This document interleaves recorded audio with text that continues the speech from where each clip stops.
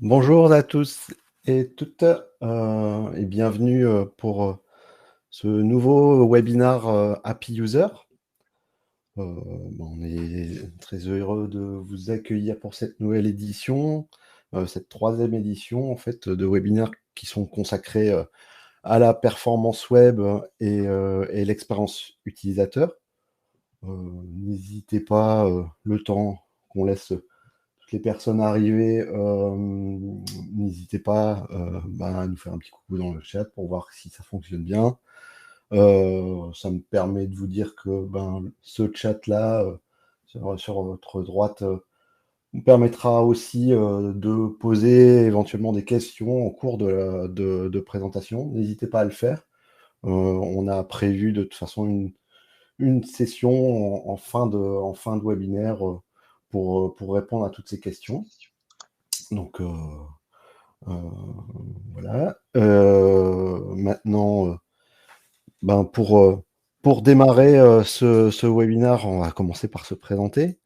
Donc aujourd'hui, pour vous parler de métriques dédiées à la performance web, vous aurez droit à deux Philippe pour le prix d'un. En l'occurrence, Philippe Barrette, qui est CTO de Cadran, et moi-même, responsable marketing. Donc, bonjour Philippe. Ces présentations faites, on présente quand même aussi rapidement en fait Cadran. Ce qu'on fait, c'est l'éditeur de la solution Happy User, qui est un service et une plateforme partagée dédiée au monitoring et à l'optimisation de la performance web et de l'expérience digitale. Donc là, je ne vais pas vous faire une présentation en détail, mais si vous avez des questions là aussi sur nos services, n'hésitez pas à le faire en fin de webinaire ou en nous envoyant un message à la suite. On se fera un plaisir de répondre. Donc, passons au sommaire de ce webinaire. Après une petite intro sur ce que vous devez vraiment mesurer en termes de performance web et d'expérience utilisateur, on va passer en revue les indicateurs techniques pour commencer, pour ensuite passer à diverses catégories de scores dédiées à la qualité, à l'expérience utilisateur, au SEO. On se tardera sur un point relativement important sur les méthodes de mesure, des mesures lab ou field, enfin, ou des données terrain. Et pour conclure, enfin, on va arriver à une synthèse. On va vous présenter en fait un tableau qui, qui, qui permet qui donne quelques indices sur les métriques importants à suivre suivant la position, enfin le service dans lequel on se trouve au sein de l'entreprise, et aussi en fonction de la phase du projet digital. Et enfin, on terminera par une session questions-réponses. En intro, j'ai titré c'était la foire aux métriques. Le secteur de la performance web est particulièrement riche en métriques. Donc là, il va s'agir de sélectionner en fait ceux que l'on souhaite suivre parce qu'ils sont les plus pertinents dans son cas particulier. C'est une question quand même assez importante parce que quand il s'agit de piloter un site internet, on se retrouve très rapidement avec des dashboards qui regorgent de KPI dans tous les sens. Et donc là, il n'est pas question d'arriver en vous suggérant de rajouter trop de KPI sur cette question-là, et de vraiment arriver à identifier ceux qu'il vous faut suivre et ceux qui sont les plus efficaces. Avec ce principe, c'est que suivre ou mesurer la vitesse de chargement ou d'affichage, le but n'est pas de mesurer une vitesse pour mesurer une vitesse, mais là toujours d'avoir en fait ce prisme de de mesurer cet élément-là pour ses incidences sur l'expérience utilisateur et in fine sur même les performances business ou son impact sur le SEO ou ses impacts techniques. Donc là, le but étant de trouver en fait le métrique qui est le plus révélateur sur ces domaines-là. On va commencer par la base et donc pour essayer de balayer un peu le champ des indicateurs techniques, et pour ça, je vais passer la main à Philippe, qui va vous parler avec plaisir de cette section. Merci Philippe. Donc avant d'attaquer sur les indicateurs techniques, je voulais revenir un petit peu aux fondamentaux de chargement d'une page, parce qu'effectivement, entre le moment où vous demandez une page et le moment où elle s'affiche, il se passe pas mal de choses. Et c'est important de bien comprendre, et ça va vous permettre de voir également quels segments les indicateurs dont je vais vous parler, quels segments ils mesurent. En fait, quand vous voulez afficher une page web, au moment où vous entrez l'URL ou vous faites entrer, il se passe principalement 4 segments. Le premier, c'est la résolution DNS, l'établissement de la connexion TCP jusqu'au serveur que vous ciblez, la sécurisation de votre connexion. Donc ça, c'est le premier segment qui est en bleu, donc c'est atteindre le serveur que vous visez. Ensuite, vous avez le segment en jaune. Voilà, donc là, c'est vraiment le calcul de la page HTML. Aujourd'hui, les pages HTML, la plupart sont dynamiques, donc elles ont besoin d'être calculées, donc soit par un CMS, type WordPress, PrestaShop ou autre, ou ça peut être également une application web qui va calculer votre page HTML. Donc là, le deuxième segment, c'est le temps de calcul de cette page HTML et le fait de renvoyer la page, le début de la page jusqu'à l'internaute. Donc ça, c'est ce qu'on appelle le temps de traitement. Et là, on va découvrir un premier indicateur qui est très important, qui s'appelle le TTFP, Time to First Byte. Donc c'est le moment c'est le temps qui s'est écoulé entre le moment où vous avez cliqué pour demander la page et le temps où vous recevez le premier octet de votre page HTML. Donc c'est quelque chose d'important, puisque ça sert à rien d'aller essayer d'optimiser des temps d'affichage suivants qu'on va voir. Si déjà votre TTFP est mauvais, vous n'arriverez déjà pas à obtenir ce que vous voulez. Donc déjà, ça va vous donner une idée de ce qui se passe sur vos serveurs et des temps de traitement.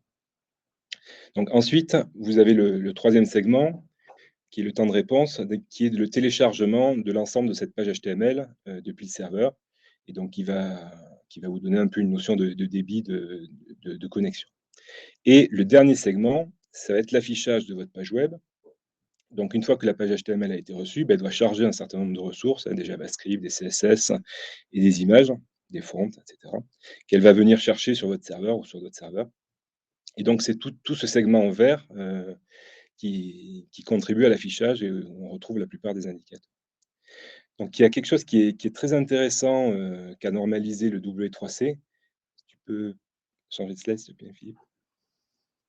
Voilà, c'est ce qui s'appelle la Timeline Navigation API. En fait, c'est le W3C, donc l'organisme qui fait les normes pour internet, qui a pensé à décrire une petite vingtaine d'événements qui sont les plus importants par rapport à la navigation, que vous pouvez voir en haut, et qui vous donnent des indications sur la progression. Donc on retrouve les 4 segments dont je vous parlais: bleu, jaune, rouge et vert. Donc là, ça vous permet déjà de faire pas mal de calculs et de sortir des indicateurs intéressants sur le temps d'affichage. Les premiers indicateurs sont souvent peut-être plus réservés aux développeurs, mais ils ont vraiment leur importance. Et après, les indicateurs qu'on connaît souvent beaucoup plus sont finalement dans la zone verte. On voit qu'on est vraiment sur la dernière partie. Et l'idée, l'idée, il y a une petite dizaine d'indicateurs qui essayent de mesurer le temps de chargement de la page. L'idée, c'est qu'effectivement, il y a une progression dans l'affichage, et c'est d'essayer de comprendre comment se passe cette progression, et est-ce que ça se passe de manière agréable pour l'internaute. Donc là, on retrouve les fameux Core Web Vitals, mais pas que, un certain nombre d'indicateurs que je vous ai listés. Donc, avant de les citer, là, on peut regarder peut-être le le petit schéma qui explique la progression d'affichage. Donc, vous avez le first paint. Alors, le first paint, c'est le moment où il se passe quelque chose sur le navigateur, donc par exemple un changement de couleur de fond d'écran. Là, à un moment donné, ça déclenche ce premier temps qui est le first paint. Il ne s'est pas forcément passé grand-chose sur l'affichage. Ensuite, vous avez le first contentful paint, c'est le FCP. Donc ça, c'est l'affichage du premier élément de votre page HTML. Alors ça peut être aussi bien une image qu'une fonte, c'est vraiment le premier élément dans le séquencement qui a pu être téléchargé et affiché. Donc c'est pas forcément un contenu intéressant pour vous, mais c'est ça, c'est le début de l'affichage. Ensuite, vous avez le first mini foot paint. Donc celui-là, ça va correspondre au premier élément qui vous intéresse à présenter à vos internautes. Nous, par exemple, ça va être notre logo et la phrase d'accroche qui est l'expérience des internautes. Donc pour nous, c'est un contenu important, donc on le définit comme contenu important et ça calcule le moment où ce contenu est affiché. Ensuite, vous avez le LCP, donc le Largest Contentful Paint. Donc celui-là, c'est un indicateur Google également, donc qui va indiquer lorsque l'élément qui prend le plus d'espace sur votre zone d'affichage a pu être rendu, donc affiché sur votre écran. Donc ça ne correspond pas à une zone d'affichage, un pourcentage d'affichage de l'écran, comme on lit des fois dans certains articles. Il va prendre l'élément le plus gros, donc par exemple votre bandeau, et une fois que votre bandeau est chargé, eh ben, il va considérer que le LCP est atteint. Donc ça n'a rien à voir avec du contenu intéressant, ça peut l'être, mais ce n'est pas forcément le cas. C'est vraiment celui qui va occuper la plus grosse zone d'affichage, au-dessus de la ligne de flottaison, hein, bien sûr.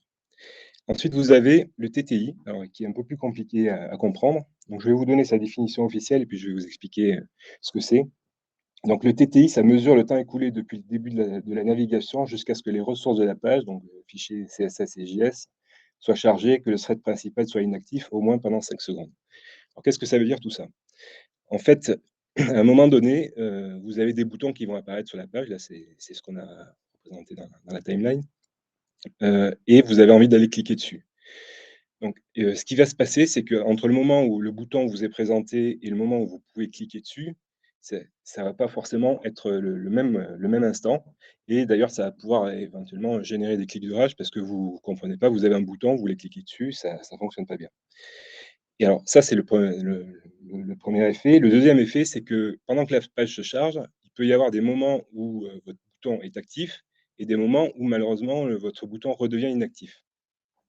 Et avoir une période un peu erratique où le bouton fonctionne ou ne fonctionne pas. Pareil pour un formulaire également, vous rentrez du texte, puis à un moment donné, vous comprenez plus, vous n'arrivez plus à rentrer. Donc c'est qu'à un moment donné, la page n'est pas stable. Donc ce que vise à calculer le TTI, c'est vraiment le moment entre le moment où vous avez demandé la page et le moment où la page est interactive de manière consistante. C'est-à-dire que cette zone erratique est finie, vous pouvez interagir de manière normale et agréable avec la page, sans blocage qui intervient au moment de l'interaction. Donc c'est un indicateur important puisqu'il va vous donner quand vraiment vous pouvez interagir. Voilà, page loaded, c'est effectivement l'événement déclenché que lorsque la page est complètement chargée et que vous pouvez effectivement interagir avec la page, qu'il n'y a plus d'éléments restants à charger. Donc ça, c'est les premiers indicateurs qui correspondent vraiment à la progression d'affichage de la page. Et effectivement, donc on voit qu'on en a pas mal, du premier pixel, on va dire, jusqu'à chargement total de la page. Ensuite, vous avez des indicateurs qui vont être plus liés à la fluidité, à l'interactivité de la page. C'est-à-dire, on revient un peu sur le TTI. L'idée, c'est de se dire, voilà, je clique sur un bouton, je remplis un formulaire, je scrolle.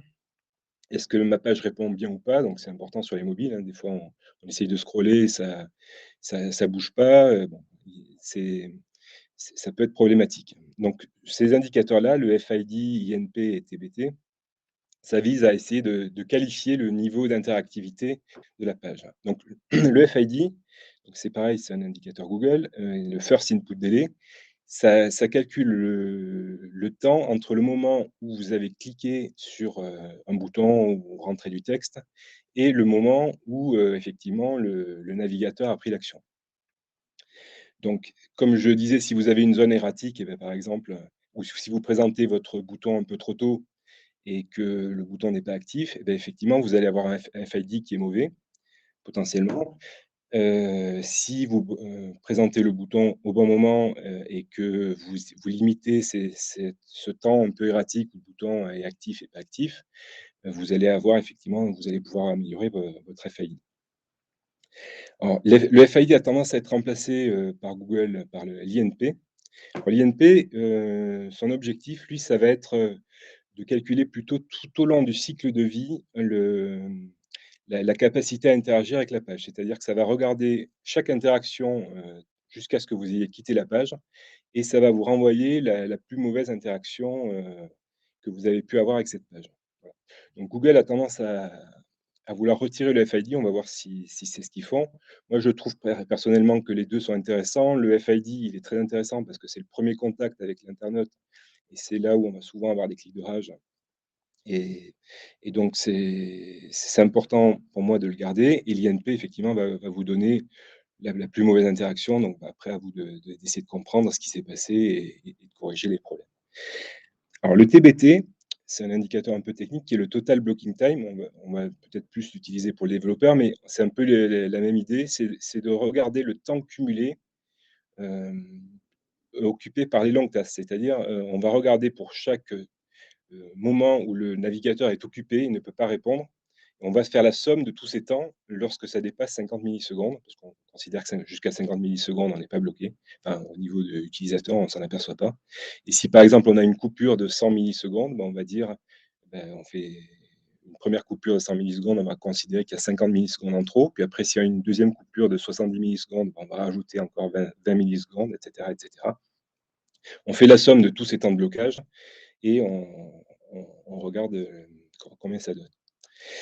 Il y a un quatrième indicateur qui est pas lié à l'interactivité, mais qui est très important au niveau UX, c'est le Cumulative Layout Shift, donc le CLS, qui va mesurer la stabilité visuelle de la page. C'est-à-dire, je sais pas si on l'a tous expérimenté, à un moment donné, vous voulez cliquer sur un bouton, vous cliquez, ah ben pas de chance, le bouton a bougé, vous avez cliqué sur le bouton opposé et vous avez fait l'action, inverse de ce à quoi vous attendiez. Donc, l'idée, c'est de mesurer le taux de changement de la page et voir si votre page, quand elle commence à s'afficher, elle est stable ou si elle bouge. Donc c'est un indicateur UX très important également.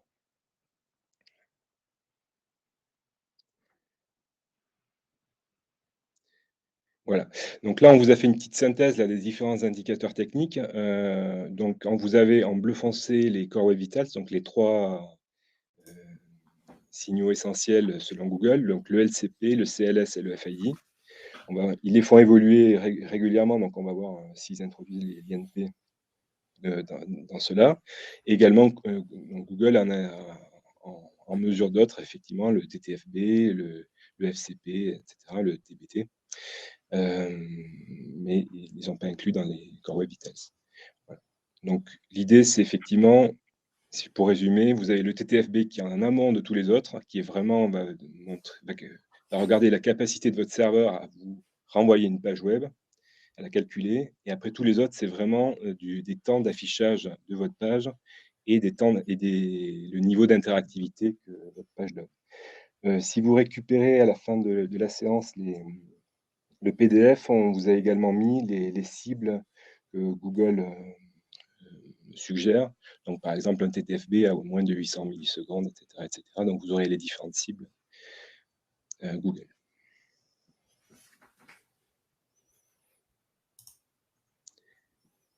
Merci Philippe pour toutes ces informations. Donc ça y est, on a terminé un peu cette revue des temps techniques et ces éléments de base quand il s'agit de mesurer la performance web. Moi, ce que je vous propose là, c'est d'examiner d'autres catégories de métriques qui donc vont plutôt se définir comme des scores ou des index. Et au sein de ces familles-là, des scores et index, on va trouver des sous-catégories, avec une première catégorie importante qui sont les scores qualité, qui sont, alors vous en connaissez certainement quelques-uns, qui vont vous donner des résultats sous la forme de lettres ou de pourcentages, et qui sont en fait des scores qui sont calculés par rapport au respect de votre page, par rapport à un référentiel de bonnes pratiques en matière de performance web. Euh, et euh, pour les plus élaborés aussi, certains vont y combiner ces rapports à des référentiels de bonnes pratiques, le combiner à des métriques, comme on a pu le voir, pour arriver à des choses un petit peu plus complexes. C'est une catégorie de métriques qui peuvent être, qui sont importantes et qui permettent de se positionner par rapport justement à des bonnes pratiques. Euh, Maintenant, il faut regarder ça avec prudence aussi et ne pas en faire un but en soi-même. On peut être amené à vouloir aller chercher la note maximale et pour avoir la note maximale en oubliant un peu au passage que on fait ça pour d'abord améliorer l'expérience de vos utilisateurs réels. Donc ça, il faut garder ça en tête, même si ces scores sont encore une fois très importants, sont à prendre en compte. Autre catégorie, alors un peu spéciale d'index, c'est caractérisé par un métrique, le speed index.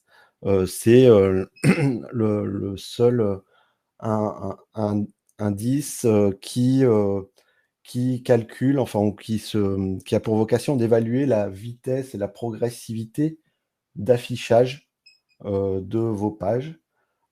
C'est un index qui a été créé par WebPageTest en 2012. Et donc, c'est un métrique qui est calculé, qui est issu d'un complexe assez, assez élaboré. Et où on va aller regarder, comme l'indique là, ce petit visuel, où en fait on va voir comment se passe l'affichage des différents éléments. Alors, pour le speed index, on se charge, on regarde ce qui se passe dans la partie visible de l'écran. Euh, et on va voir à quelle vitesse se chargent les éléments visuels, en partant du principe que au-delà du moment où on a tout bien affiché, on va s'intéresser à la rapidité dans laquelle ça se passe en fait, et en partant du principe que pour l'utilisateur, ce sera toujours mieux d'avoir quelque chose le plus progressif possible et où on a des éléments qui arrivent rapidement en fait à l'écran. Donc, en fait, le speed index, c'est un indicateur numérique qui, en fait, là, c'est une mesure de la surface de cette surface-là. Et donc, en fait, du coup, on découle que plus le speed index est petit, mieux c'est. Et là, je vous ai remplacé en fait un peu les préconisations de Google en la matière. Euh, Si on a un speed index inférieur à 3,4 secondes, on est considéré comme bon, ou dans de bonnes conditions. Au-delà de 5,8 secondes, ça commence à être problématique. Voilà pour ces deux premières familles. Là, on va rentrer dans une une assez grande famille, en fait, là, de scores qui ont pour vocation ou prétention à aller voir les impacts sur l'expérience utilisateur et ou le SEO. Le premier score que je peux vous citer, c'est le PageSpeed, qui en fait est un score qui va être calculé, alors obtenu sur l'outil PageSpeed Insight et qui va être calculé à partir de l'outil Lighthouse,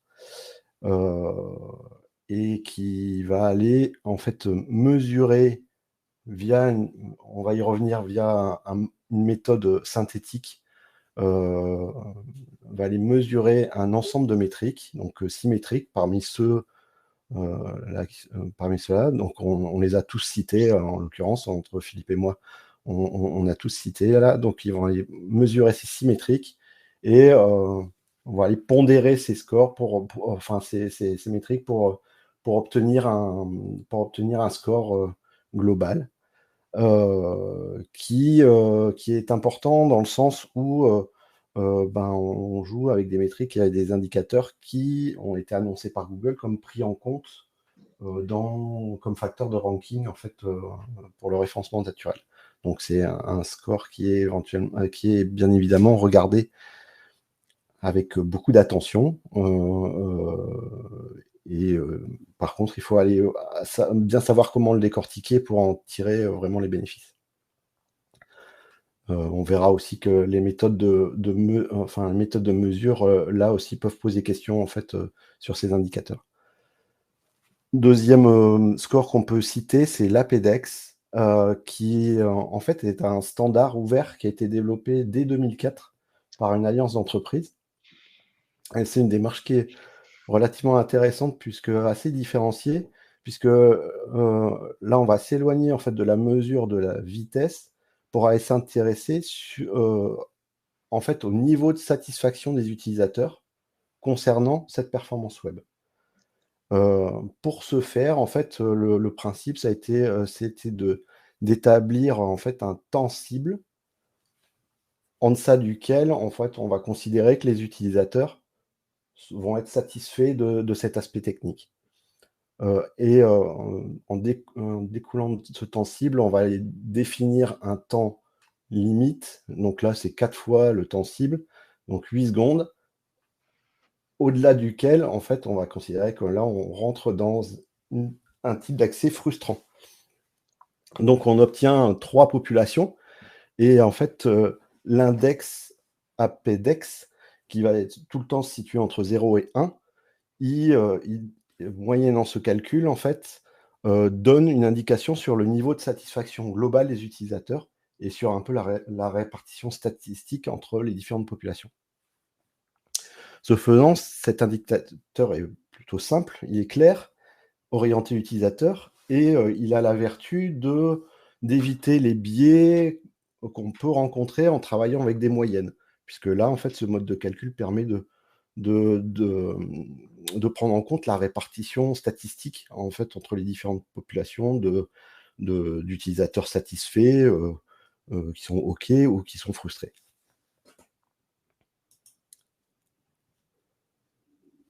Autre score UX, on va trouver le User Happiness qui a été développé chez SpeedCurve, qui là, à la manière d'un PageSpeed, va aller combiner en fait un ensemble d'indicateurs. Alors là, ils en ont pris 10.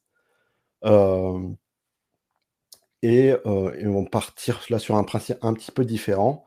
C'est que ils vont considérer une expérience heureuse, une visite où c'est sur l'ensemble des 10 indicateurs, on se retrouve au-dessus de la médiane de toutes les données que peut récolter SpeedCurve. Et à l'inverse, on va considérer comme une expérience frustrante ou malheureuse toute visite où au moins un de ces 10 indicateurs est en deçà du 95e percentile de l'ensemble des données collectées par SpeedCurve. Percentile, je ne sais pas si c'est un terme que vous maîtrisiez bien, mais en fait, on considère, là, quand on parle de 95e percentile, on prend l'ensemble de la population, enfin des visiteurs, et là, on considère les 5% qui ont la plus mauvaise expérience ou qui ont les plus mauvais scores. Enfin, on va trouver aussi comme l'APIDEX, qui est en l'occurrence là, qui était développé par Happy User. Et ça, je vais laisser Philippe en parler mieux que moi. Oui, donc l'APIDEX, on a travaillé sur une norme pour mesurer cette expérience utilisateur au plus près, on trouvait l'approche de l'APDEX très intéressante par son chiffre unique. Vous avez une note de 0 à 1 qui va vous faire un état des lieux de la population entre les frustrés, les satisfaits et les neutres. Ce qu'on pouvait reprocher à l'APDEX, ce qu'on peut reprocher aujourd'hui en 2022 à l'APDEX, c'est qu'il va prendre plutôt en compte les fins de chargement. On sait qu'il y a quelque chose de très important pour les internautes aujourd'hui, c'est le niveau de réactivité et donc le début d'affichage. Donc on s'est dit, ce qu'on va faire, c'est qu'on va combiner 2 APDEX, le début d'affichage. Donc le début d'affichage, c'est ce que je vous ai présenté, quand vous commencez à avoir les premiers pixels qui s'affichent sur votre écran, et le moment où l'interaction est possible avec votre page de manière consistante. Donc là, c'est vraiment 2 événements importants pour le ressenti. Un, je commence à voir, il se passe des choses sur mon navigateur, donc il y a de la vie là-dedans, et il y a une notion de fluidité. Et le deuxième, je peux travailler sur ma page, donc c'est un deuxième moment très important.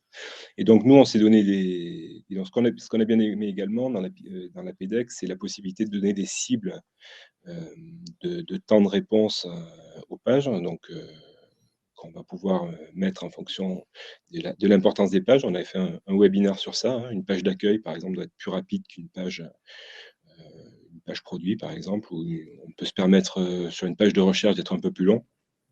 Donc, on va pouvoir configurer ces temps cibles par type de page et se donner une note sur le début, sur la fin, et on recombine le tout donc sur un indicateur unique qui s'appelle l'APIDEX et qui donne donc ce niveau de satisfaction des internautes. Donc, c'est le seul indicateur aujourd'hui qui prend en compte la progressivité de l'affichage et sur la satisfaction utilisateur sur un seul indicateur, puisque par exemple, le produit Speedcurve va vous donner 3 chiffres. Donc nous, on arrive à avoir un seul chiffre à la fin. Donc c'est vraiment un indicateur statistique. Merci Philippe. Comme j'ai commencé à l'évoquer, et puis c'est un peu transpiré lors de nos différentes descriptions des différentes métriques, je voulais faire un point en fait sur les méthodes de mesure, puisque là on va avoir, ça va avoir une forte incidence en fait sur les métriques, puisque certains ne vont être accessibles que via une de ces deux méthodes. Donc en effet, il y a deux grandes méthodes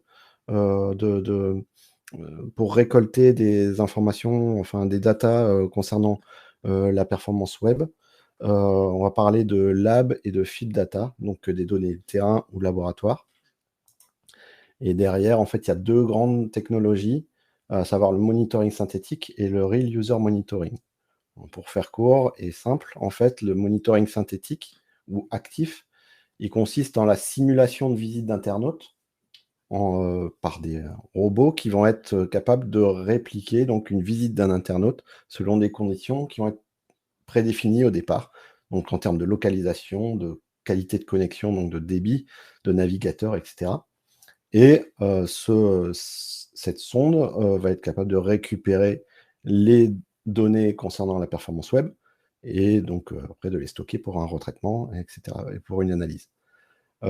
De l'autre côté, le Real User Monitoring va aller dans l'autre sens. Elle va consister à collecter les données réelles concernant la performance web et l'UX de l'ensemble de vos visiteurs grâce à un tag placé sur l'ensemble des pages de votre site.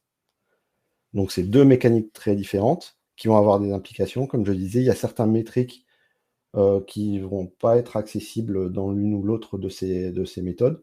Pour vous donner un exemple, les Core Web Vitals, comme ils sont conçus pour être des données field, donc des données récoltées en Real User Monitoring, alors que le PageSpeed va être un score qui va être obtenu de manière synthétique. Même si on a après des métriques similaires, le fait de les récolter différemment peut engendrer des différences aussi en termes de valeur. Et donc, il faut se poser la question là qu'est-ce qu'il faut utiliser dans la bonne question. Et là, on vous donne un peu les applications. Naturellement, en fait, le monitoring synthétique sont des données laboratoires. Donc, en fait, c'est idéal pour les phases de développement et de pré-production, pour une simple et bonne raison, c'est que quand vous êtes en pré-prod ou en dev, vous n'avez pas encore de visiteurs, donc il va être difficile de récolter cette donnée-là. Donc, il faut aller la chercher via cette méthode-là. Qui plus est, c'est une bonne méthode pour mesurer les résultats de vos optimisations, puisque là, on va travailler à périmètre constant en termes de conditions de visite. Donc, ça va vous permettre vraiment de mesurer précisément l'impact de vos optimisations. Dernière application possible, le benchmarking. Quand il va s'agir d'aller voir comment vos concurrents se performent sur ce côté-là, ben, vous ne pouvez pas placer de tag chez eux, donc il va bien falloir aller chercher cette donnée-là en utilisant le monitoring synthétique. Côté Real User Monitoring, ben, son champ d'application, ben, c'est la production. Parce que là, vous allez être en mesure, vous avez l'outil et la technologie pour récolter les datas réelles concernant la performance et aussi ben, l'expérience réelle de vos utilisateurs. Et ça va être aussi un bon outil ben, du coup, pour détecter en production toute régression ou tout accident. On va pouvoir le mesurer facilement ou le détecter facilement. Si on peut résumer ça avec une citation aussi, je trouvais sympa et assez parlante. Si vous voulez comprendre comment un lion chasse, n'allez pas dans un zoo, allez dans la jungle, dans la savane, pas précisément, mais bon. Et donc cette citation, ça me semble assez résumer assez clairement en fait l'intérêt du Real Monitoring. Autre exemple ou citation que je trouvais intéressante, ne serait-ce que par son auteur, Philip Walton, ingénieur chez Google, qui au travers d'un article très très intéressant que je vous invite à lire, milite pour un développement, en fait, ou en tout cas s'intéresser à récolter les données en Real User Monitoring en complément des données synthétiques. Et avec un certain nombre de réflexions très intéressantes. Là, j'en ai sorti deux. La première étant que je ne m'avais pas oublié que quand on parle d'optimisation des performances, il ne faut pas oublier que l'objectif, c'est de rendre les utilisateurs heureux et ne pas forcément s'arrêter à la satisfaction des outils. Donc, c'est un premier point. Pour revenir, ça fait résonner à ce que je vous disais concernant les scores qualité. Et une deuxième réflexion, c'est il invite notamment les développeurs, quand ils disent qu'ils n'ont pas besoin de récupérer de la donnée terrain parce qu'ils savent que leur performance est déjà bonne, il les invite à se poser la question si c'est effectivement vrai. Et donc, il les invite à vérifier ça par le User Monitoring. Voilà cette petite parenthèse concernant les méthodes de mesure. On passe à la synthèse. Là, je vais repasser la main à Philippe qui va vous présenter en fait notre petit tableau là, avec nos préconisations concernant les KPI WebPerf. Oui. Donc effectivement, on a présenté une bonne quinzaine d'indicateurs et de scores. Donc l'idée, c'était de voir quel score ou quel indicateur était le plus pertinent pour qui et dans quelle phase. Donc si on reprend un cycle en V classique, sur des projets agiles, ça serait la même chose, ou DevOps, ce serait pareil. On va retrouver quand même une phase à un moment donné de conception fonctionnelle, ensuite du développement, une recette, la production, et puis on a rajouté le benchmark, si vous voulez voir un peu ce que font vos concurrents. Et donc on s'est posé la question pour chaque phase, qu'est-ce que quel était le meilleur indicateur à consulter pour chaque équipe. Donc les équipes, on les a définies en équipe IT projet, les opérations donc qui s'occupent de faire en sorte que le site web fonctionne bien, les équipes SEO, les équipes marketing com et la direction la société. Donc la première phase, on va plus retrouver les équipes marketing, communication et SEO qui vont devoir travailler sur et écrire des exigences smart. Alors ça, je vous renvoie au précédent webinaire qui était comment bien écrire des exigences smart, donc qui sont mesurables, atteignables, etc., sur le domaine des perfs. Ensuite, on va retrouver les équipes projets qui vont travailler sur le développement de leur appli web, du site. Donc eux, ils vont s'intéresser énormément effectivement à tout ce qui est score de qualité, bonnes pratiques, voir qu'effectivement ils ont appliqué les bonnes pratiques de la web perf. Un indicateur qui va être important pour eux, ça va être le TTFB, donc le moment où effectivement la page HTML a fini d'être calculée. Donc ça va être important pour des développeurs back-office, pour savoir si, par exemple, il n'y a pas des bases de données ou des requêtes qui pourraient mettre trop de temps à s'exécuter et donc pénaliser l'ensemble. Ensuite, il y a deux indicateurs qui sont intéressants pour eux. Ça va être le TBT et le CLS. Le TBT, effectivement, il va falloir le réduire au maximum, puisqu'on a vu, hein, c'est un indicateur qui, en gros, c'est la somme des temps de blocage à partir du moment où la page commence à s'afficher et ouais, essaye d'être interactive. Donc il faut essayer de réduire au maximum ces gros temps de blocage. Donc ça va être un indicateur pertinent pour eux. Et le CLS, pour des histoires effectivement d'ergonomie et de page qui prend le bon gabarit dès le début.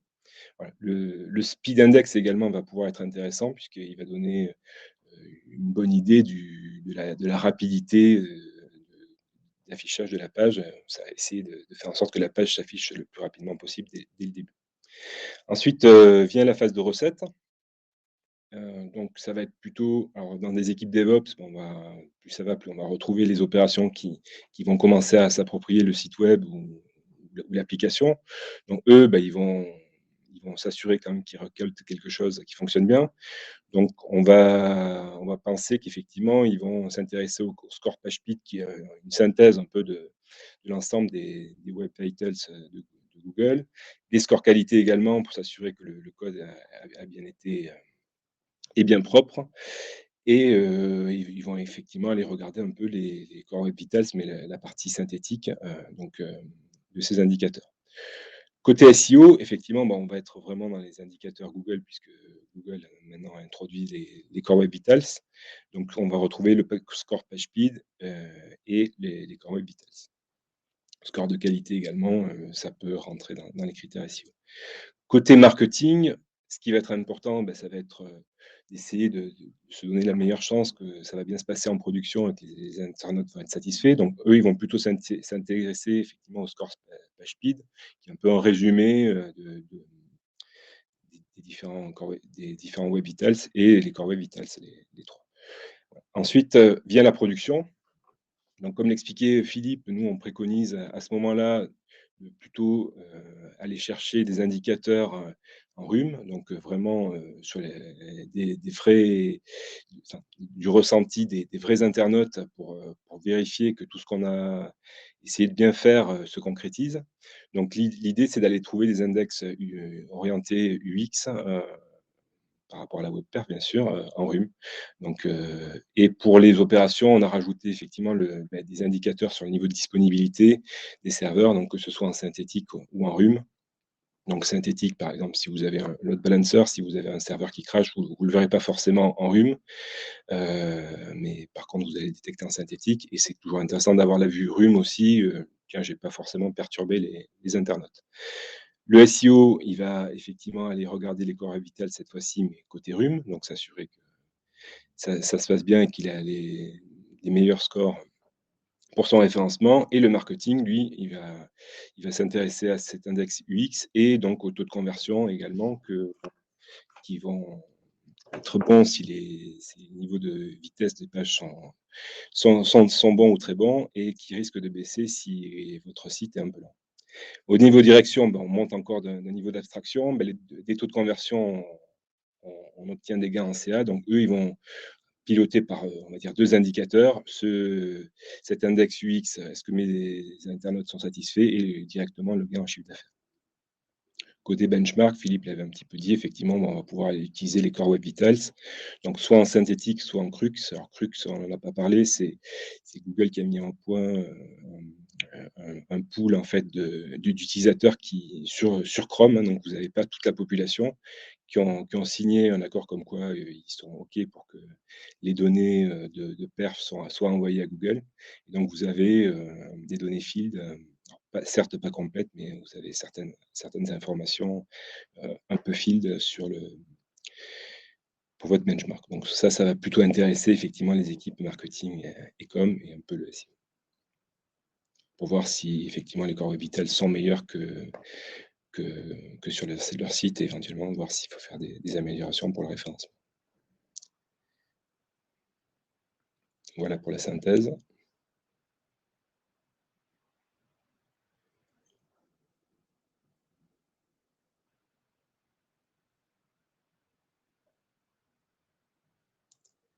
Alors je crois qu'on ne t'entend plus, Philippe. Mon micro, j'avais désactivé mon micro pour ça. Oui, merci. Voilà, ça se voit. On est arrivé au terme de notre présentation concernant les métriques performance web. Comme je vous l'avais proposé, c'est passer quelques minutes à essayer de répondre à vos éventuelles questions.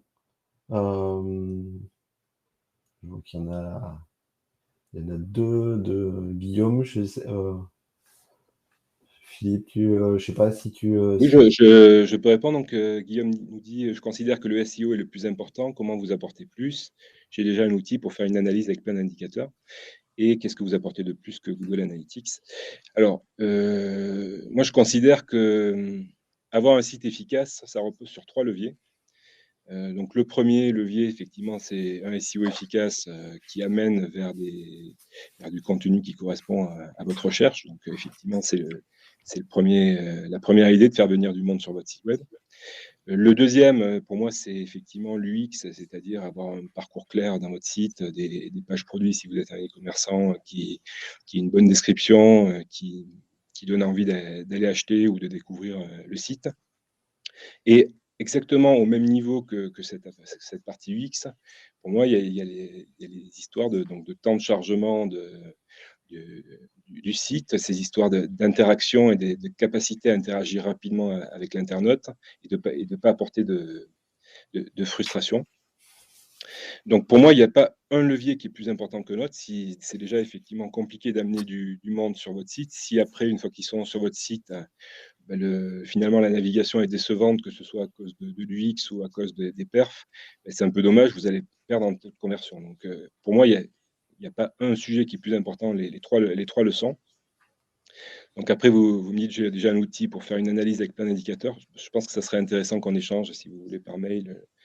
N'hésitez pas à m'envoyer un mail, donc philippe.barrette@cadran.eu pour QADRN, pour qu'on parle de votre outil. Nous, ce qu'on apporte. Moi, ce que je peux, enfin, si tu me permets, Philippe, on n'a pas la prétention là d'apporter, des choses sur la mesure SEO pure, enfin sur des métriques SEO. Vous utilisez un outil, et c'est très bien. Maintenant, quand il s'agit d'examiner les implications ou les impacts de la performance web sur le SEO, là, il faut peut-être vous poser la question, est-ce que j'ai en main en fait les méthodes de mesure et les métriques qui vont aller voir au plus près et de manière la plus évidente en fait si côté WebPerf, j'ai pas des choses à améliorer pour améliorer le SEO. Et je sais pas si tu avais d'autres sur cette question, mais pour enchaîner sur Oui, l'autre c'est ça. question. Pour moi, il y a effectivement 3 leviers et de toute façon, quand on parle sur un site globalement efficacement, dès qu'on réfléchit effectivement à la navigation, aux pages, comment on les structure, qu'on pense en même temps aux perfs, et effectivement, tout ça, ça va améliorer le référencement. Si on fait des efforts sur les textes, si on fait des efforts sur les temps de chargement, tout ça, vous contribuez au SEO. Donc, c'est vraiment une balance. Après, la différence avec Google Analytics, alors Google Analytics, de base, c'est plutôt effectivement un outil qui va plutôt mesurer les niveaux d'audience, le nombre de pages vues, le nombre de pages vues par personne, les taux de conversion. Ils ont une petite partie effectivement performance qui n'est pas le gros du sujet de Google Analytics. Donc eux, effectivement, ils vont récupérer uniquement 10% du trafic. Donc vous n'avez pas l'exhaustivité de votre trafic, donc vous allez perdre 90% des contextes et peut-être pas avoir certains problèmes. Et l'idée qu'on avait, c'est effectivement d'avoir cet indicateur, donc l'Apidex, qui en un chiffre vous résume le niveau de satisfaction des internautes. Google va avoir peut-être va donner des temps, mais est-ce que c'est bien, est-ce que c'est pas bien, 3 minutes, 3 secondes 12, 8 secondes 42, est-ce que je perds en taux de conversion à ce moment-là, est-ce que voilà, il ne va pas vous indiquer.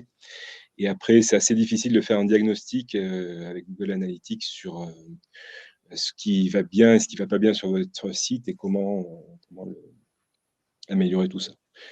Donc, si vous êtes intéressé par une présentation après de l'outil, je vous la ferai effectivement avec plaisir.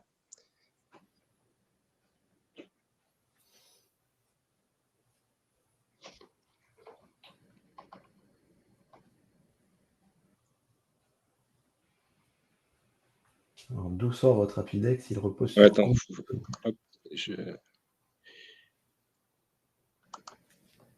Voilà. Donc, l'Apidex, comme on expliquait, on trouvait le concept de l'Apidex vraiment intéressant parce qu'il s'affranchit des moyennes des temps de réponse. Si par exemple, à un moment donné, vous avez quelqu'un qui est très très mal connecté, qui va mettre, je sais pas, 40 secondes pour afficher une page, parce que c'est vraiment très compliqué, vous allez pourrir vos stats. Nous, on considère tout simplement que c'est une personne frustrée. Alors, elle est très frustrée, mais elle est frustrée. On ne pourrit pas nos stats parce que cette personne-là a mis 40 secondes, alors que la moyenne, effectivement, va être peut-être plutôt de 3 secondes, et on se retrouverait avec une moyenne de 7, 8 secondes, 10 secondes. Donc, on considère, nous, voilà, c'est une personne qui est frustrée. Voilà, c'est un problème, mais on ne se pourrait pas les stats. Et l'idée, c'était vraiment de se dire, je regarde si les personnes sont satisfaites, frustrées, ou si les temps de chargement sont neutres pour eux, et j'en sors un indicateur, donc avec le début d'affichage et le moment où la page est interactive. On mixe tout ça pour avoir ce score-là. Après, on a également d'autres indicateurs un peu plus techniques, justement les différents segments, comment ça se passe sur chaque segment. Donc, pour ceux qui aiment bien les temps de réponse, évidemment, on les a également. Et avec plaisir, pour tester la solution, vous pouvez m'envoyer votre portable, donc sur mon adresse mail. À ce moment-là, je vais la mettre en message. Et toutes les personnes qui, évidemment, sont intéressées peuvent le faire.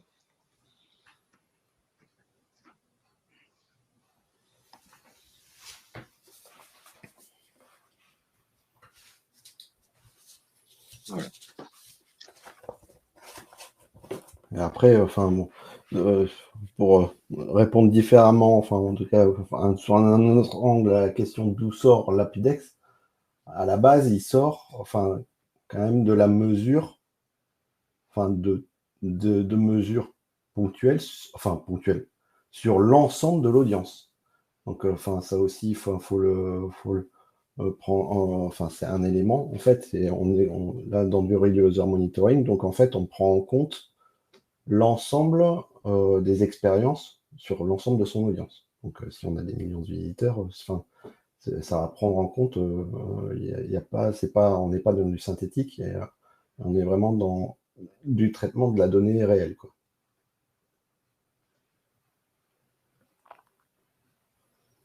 Est-ce que d'autres questions?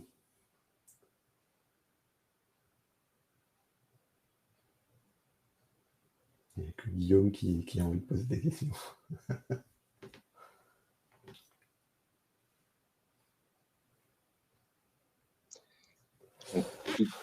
On va conclure, oui.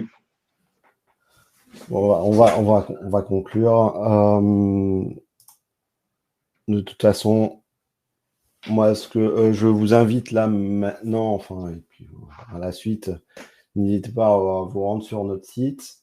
Ça vous permettra, de consulter notre blog, d'y trouver un certain nombre d'informations, euh, d'informations complémentaires. Vous pouvez bien évidemment demander une démo de notre solution, mais aussi vous pouvez, si vous le souhaitez, lancer un test en fait euh, gratuit sur l'URL de votre choix et même le comparer à vos concurrents pour avoir une petite idée déjà des premiers résultats que vous pourrez en retirer. Et il me reste plus qu'à vous donner rendez-vous. Alors, j'ai pas la date exactement, mais je pense que d'ici un mois, enfin, ou à peu près dans un mois, parce on essaye de rendre réguliers ces rendez-vous, donc donner un même lieu. D'ici un mois, on devrait vous proposer un nouveau sujet de discussion autour de la web perf toujours et de l'expérience utilisateur. Et d'ici là, ben, n'hésitez pas à nous contacter. Vous avez les adresses mail pour demander soit nos docs, on a quelques documents téléchargeables à disposition, ou nous poser vos questions directement. On se fera un plaisir d'y répondre. Bien. Je vous remercie. Philippe, je pense. Également, merci beaucoup pour votre attention et voilà, n'hésitez pas à nous poser si vous avez des questions également sur les perfs, on se fera un plaisir d'y répondre, sur Et puis le de même, détail de certains vous indicateurs.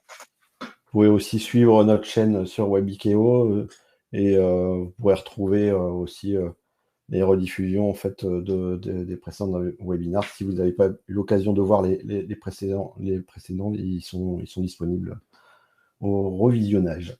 Voilà. On vous remercie, à très bientôt et bonne fin de journée à vous. Merci, à bientôt.